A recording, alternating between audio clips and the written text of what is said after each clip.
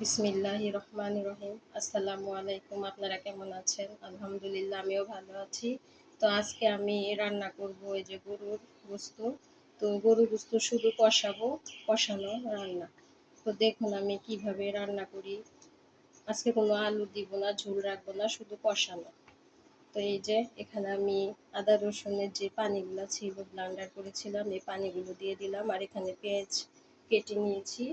আর এখন আমি যা যা দিয়ে দিব মশলা, তো আমি এখানে যে হলুদের গুঁড়া দিয়ে দিলাম,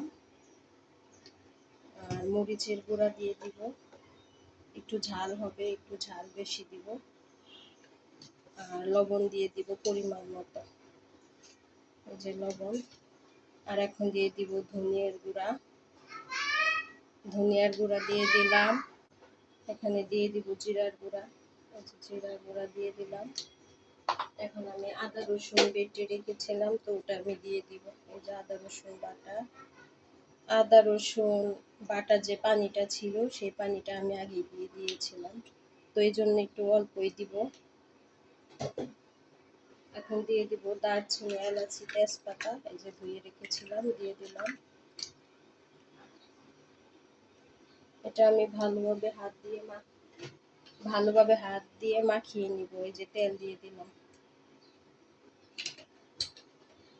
তো এই যে আমি এখন তরকারিটা ভালোভাবে মাখিয়ে নিব হাতে।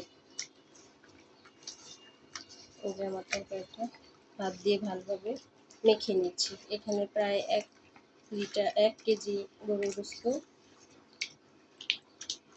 এটা ভালোভাবে শুধু কষাবো। তো এখন আমি ঢাকনা দিয়ে ঢেকে চুলায় বসিয়ে দেব। এখানে আমি কোনো পানি এখনো দিইনি, যে মশলা যে পানিটা ছিল সেটাই। তো এটা দিয়ে আমি তরকারিটা এখন বসিয়ে দিব।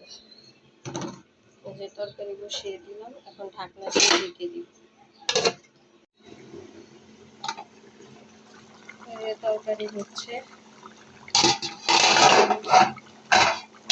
দিয়েছিলাম, চুলায় বসিয়ে দিয়েছিলাম।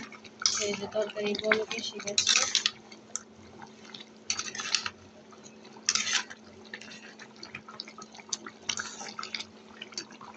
তো হতে থাক, আপনারা দেখতে থাকুন ভিডিওটা। এই যে তরকারি গরুর গোস্ত একদম কষানো। আমি 4টা রসুন দিয়ে দিয়েছি। দেখুন